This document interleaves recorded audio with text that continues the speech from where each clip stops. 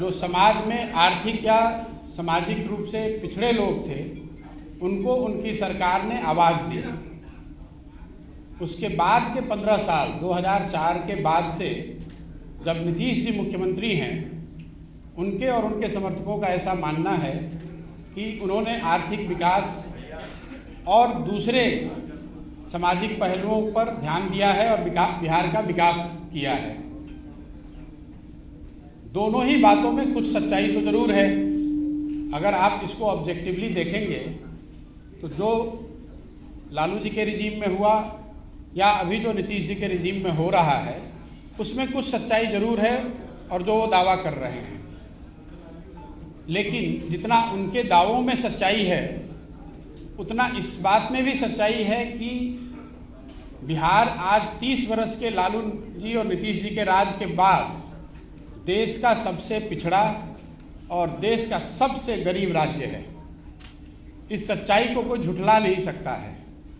विकास के ज़्यादातर मानकों पर बिहार आज भी देश के सभी राज्यों में सबसे निचले पायदान पर है। इसलिए अगर आगे के 10-15 बरस के रास्ते को आप देखेंगे तो ये तो तय है कि जिस रास्ते से आप आए हैं पिछले 10-15 सालों में, वो रास्ता आपको वहाँ पर नहीं पहुँचा सकता है। आने वाले 10-15 बरस और अगर उन वर्षों में बिहार को अग्रणी राज्यों की श्रेणी में आना है तो जिस रास्ते पर ये राज्य पिछले 10 साल, 15 साल या 20 साल से चल रहा है, उन रास्तों पर चलकर हम वहाँ नहीं पहुँच सकते। स्वाभाविक है कि उसके लिए एक नई सोच और नए प्रयास की ज़रूरत है। अब ये विवाद और बहस का मुद्दा हो सकता है कि वो नई सोच और नया प्रयास कौन करे और किसके पास है। मेरा ऐसा मानना है कि कोई भी व्यक्ति ये दावा नहीं कर सकता है कि ये सोच और प्रयास करने की सारी क्षमता किसी एक व्यक्ति विशेष के पास है। मैं ऐसा समझता हूँ कि बिहार के लोग जब तक सब मिलकर एक साथ इस नई सोच और नए प्रयास के पीछे अपनी ताकत नहीं लगाएंगे, तब तक बिहार की दशा और दुर्दशा सही नहीं हो सकती है। इसलिए मैं ऐसा मानता हूँ कि आने वाले दिनों में और आने वाले समय में बिहार के वो लोग जो इस धरती से जुड़े हैं, जो यहाँ के मुद्दों को समझते हैं और जिनमें यहाँ की समस्याओं को सुलझाने की क्षमता है और उससे बढ़ के आने वाले वर्षों में बिहार को बदलने का जिनके पास जज्बा है, जो बिहार को बदलना चाहते हैं, वो सारे लोग और या उनमें से ज़्यादातर लोगों को एक साथ आकर कोई नई प्रयास करने की ज़रूरत है। इस संदर्भ में मेरी जो सोच है और जो मेरी भूमिका है उसके बारे में मैं 2 बात आज बताने वाला हूँ। जैसा कि आप प्रेस में या अदरवाइज कई जगह मीडिया में स्पेकुलेट किया जा रहा है कि मैं कोई राजनीतिक पार्टी बनाने वाला हूँ या मैंने कोई राजनीतिक मंच बनाया है, ऐसी कोई घोषणा मैं आज नहीं करने वाला हूँ। मेरी कोशिश ये है और मेरी भूमिका आने वाले दिनों में ये होगी कि ये जो लोग जिनको मैं कह रहा हूँ, जो यहाँ के सामाजिक और राजनीतिक जीवन से जुड़े हुए हैं और जो यहाँ की मिट्टी को, यहाँ के मुद्दों को, यहाँ के समस्याओं को समझते हैं, उनमें से एक बड़ा तबका उनसे मिलना, उनसे समझना और उनको एक साथ एक प्लेटफॉर्म पर लाकर खड़ा करना। पहली मेरी भूमिका का पहला जो लक्ष्य है वो ये है। मैं मेरे साथियों के साथ पिछले 4-5 महीनों से हम लोगों ने करीब 17,000-17,500 ऐसे लोगों को चिन्हित किया है, उनसे संपर्क बनाया है। आने वाले 3-4 महीनों में मैं व्यक्तिगत रूप से इनमें से ज़्यादातर लोगों से मिलने वाला हूँ, उनसे बात करने वाला हूँ और जो जन सुराज की सोच है, गुड गवर्नेंस की जो सोच है और आगे उसको बिहार में उतारने के लिए, बिहार में उस अवधारणा को ज़मीन पर लाने के लिए जो करने की ज़रूरत है, इस संबंध में उनसे मिलकर उनसे बात करने वाला हूँ। इस संदर्भ में मैंने पिछले 3 दिनों में कोई 150 लोगों से मेरी मुलाकात हुई।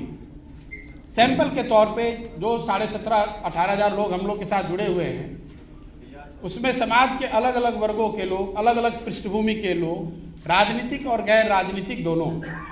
और मेरा अनुभव पिछले 3 दिन का ये रहा है कि करीब करीब 90% लोग इस बात से पूरी तरह इत्तेफाक रखते हैं कि बिहार में एक सामूहिक नए सोच और नए प्रयास की ज़रूरत है। तो मेरी पहली घोषणा ये है कि अगले 3 से 4 महीनों के अंदर इन 17,500-18 हज़ार लोगों के साथ संवाद स्थापित करना, उनसे समझना, उनसे जन स्वराज की परिकल्पना के बारे में चर्चा करना और अगर उनकी सहमति हो तो उनको इसका भागीदार बनाना, ये पहला लक्ष्य है। अगर इनमें से एक बड़ा वर्ग 2,000, 5,000, 3,000, मैं कोई संख्या अभी आपको एक संख्या नहीं बता सकता हूँ, लेकिन इसमें से बड़ी संख्या में लोग अगर एक साथ आए, एक प्लेटफॉर्म या एक अभियान के तहत जुड़कर आते हैं और वो मिलकर ऐसा तय करते हैं कि हमें किसी राजनीतिक संगठन या पार्टी की ज़रूरत है, तो उस पार्टी की घोषणा उस समय करी जाएगी। अगर वो पार्टी बनती भी है तो वो पार्टी प्रशांत किशोर की पार्टी होगी, ऐसी बात नहीं है। वो उन सबों की पार्टी होगी जो इस परिकल्पना से जुड़कर इस राजनीतिक संगठन के निर्माण में अपनी भागीदारी देना चाहते हैं।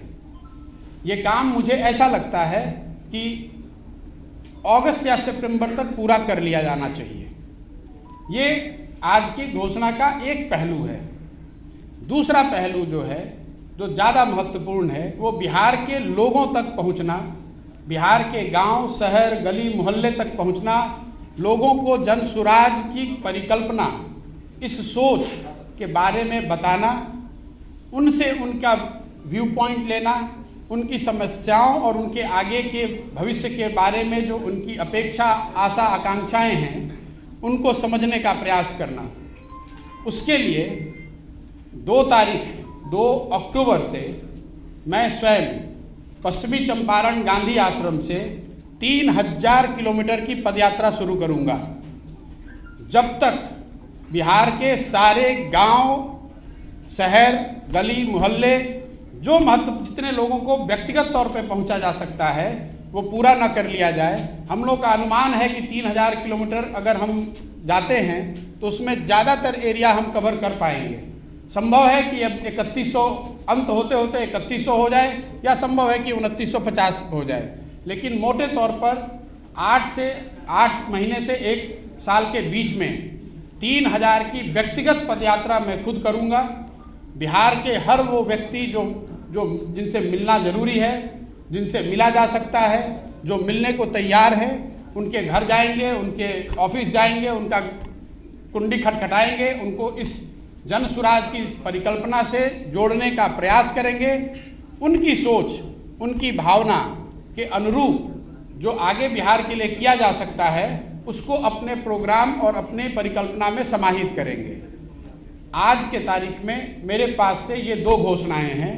इसके साथ आपके माध्यम से मैं बिहार की जनता को एक और आश्वासन देना चाहता हूं कि मैं पूरी तरीके से जो कुछ भी मेरे पास है, जो भगवान ने मुझे बुद्धि शक्ति दी है, वो पूरी तरीके से बिहार के बेहतरी के लिए उसको समर्पित कर रहा हूँ।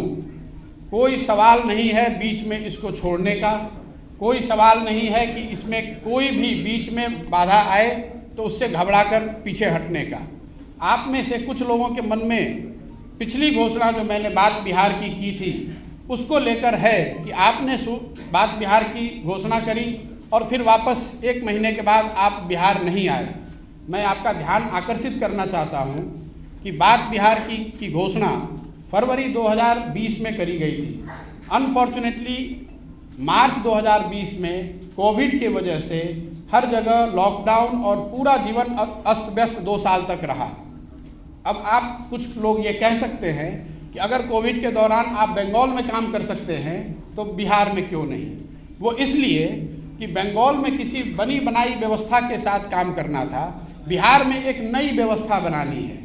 बिहार में एक नई व्यवस्था बनाने के लिए मुझे 2 साल, 3 साल, 4 साल उसमें काम करना पड़ेगा।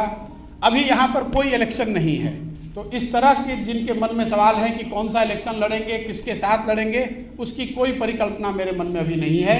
जैसा मैंने ट्वीट के माध्यम से बताया है, मेरा पूरा फोकस अभी बिहार के लोगों से जाकर मिलना, उनकी बात को समझना और जो जन सुराज की एक परिकल्पना है इसके साथ उनको जोड़ना है।